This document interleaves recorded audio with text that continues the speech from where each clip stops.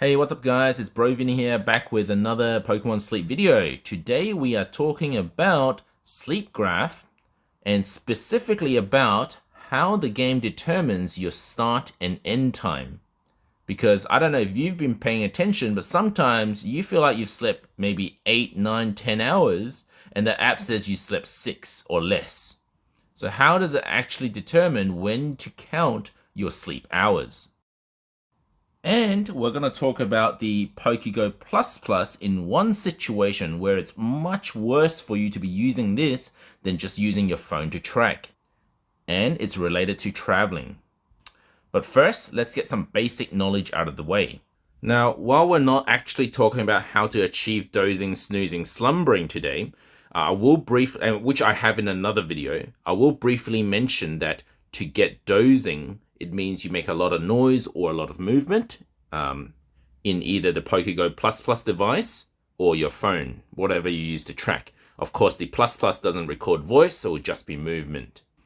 To get slumbering, you would have almost no movements at all, and snoozing is everything in between. So, how does the app actually consider your start time? And the end time that actually ultimately determines your sleep score. If we refer to the Pokemon Sleep FAQ here, it tells you that actually the app doesn't start tracking when you press start and it doesn't end tracking when you end tracking. It's to do with when you first enter slumbering sleep. So it says here, it's not to do with when you press the session. It's actually to do with when you actually first get a slumbering recording. And then it ends the last time you enter dozing sleep. Now, I must say, this is not 100% applied. There are some exceptions to this, but we're going to talk about most situations today. And for most situations, that is accurate. So if you take a look here, I've got a 91% sleep score for today, and it started counting my sleep at 12:05. But actually, that's not when I started tracking. And the way to know when you started tracking is to actually look at this number here. That number tells you when you actually started tracking. This number here tells you exactly when you pressed end tracking. But 11:54 p.m. to 9:29 a.m. is not the same as the numbers that are over here. This is, by the way, this is the same sleep. So it's not, this is off by a few hours. In fact, the end sleep was 7:48 a.m. when I should have ended sleep sometime after 9 a.m. So I lost some sleep there. So how did that happen? Now you will notice, for your curiosity, that this number here is 11 minutes after this number here, which is exactly what the app says how long you took to fall asleep, which makes sense. So if you were playing with your phone after you started tracking, or if your PokeGo Plus Plus was moving a lot after you started tracking, it won't count any of that time. But if you've left it for long enough for it to count as a slumbering mode of sleep, then it will start really counting that as your sleep session. And then it ends the last time you enter dozing. So if you pick up your phone in the morning but didn't end tracking sleep and you just went in and did your daily things and made a lot of noise, a lot of movement, it would count none of that, because as you can see, any time between when it ended about 7:50 to 9:29, it did not count any of that sleep. As you can see here, it only counted up to the 7:48 mark.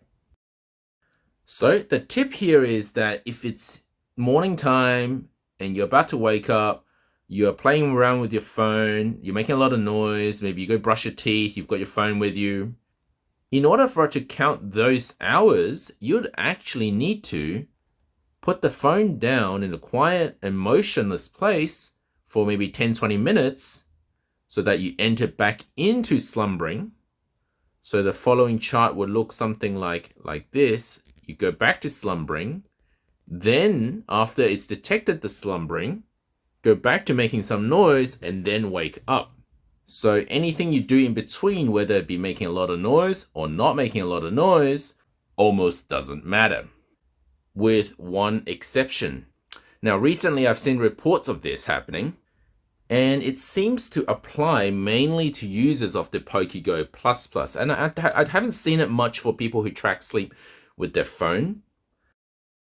And this here is just to show you that it can still happen to people who track sleep with their phone if they're playing around with their phone too much. So this is actually my own session where there was a huge amount of untracked time, so 3 hours of untracked time, and I was actually awake and just playing with my phone the whole time. I just wanted to see if the app would track the sleep, and ultimately it did not track a big proportion of the sleep after it detected that actually I was never asleep at all.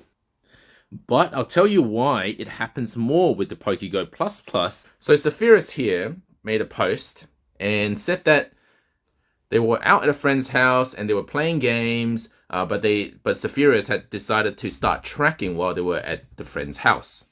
Of course, they would have made a lot of noises, so this is what we see. The app thinks it took about 48 minutes for Zephyrus to fall asleep because it couldn't register any quiet noises, so lack of noises until about an hour after. But then at 1 a.m., they decided to go home. Now, Zephyrus was tracking sleep using the PokeGo Plus Plus, but they mentioned that their girlfriend also did the same thing. So they were out at the friend's house together. The girlfriend did not use the Go Plus Plus. They used the phone to track sleep, which, interestingly enough, had recorded the entire session. So you can see there's no gray area in the chart, whereas Zephyrus has this huge gray area and lost about 8 hours of tracking. So this 8.5 hours corresponds to that untracked time. And for those of you questioning, maybe Zephyrus's girlfriend just wasn't moving the phone as much, maybe they weren't playing around with the phone as much as Zephyrus's Go Plus Plus, which doesn't seem to make too much sense to me. I'm just going to show you something interesting here, and you may have not picked this up before because dozing sleep is dozing sleep, right? Well, actually, there is a dozing sleep that is above a regular dozing sleep. This peak here appears in both charts. And it is after this peak where Zephyrus's data was cancelled with and counted as untracked time, whereas the girlfriend did not. So if we take a look at this peak here, it corresponds to the same time, by the way, because that's when they were both driving. This extra peak here is when they were driving. And from this peak onwards, the app decides that it wasn't sleeping. So if you're using the Plus Plus, you really want to avoid that extra peak, so the huge amount of movement.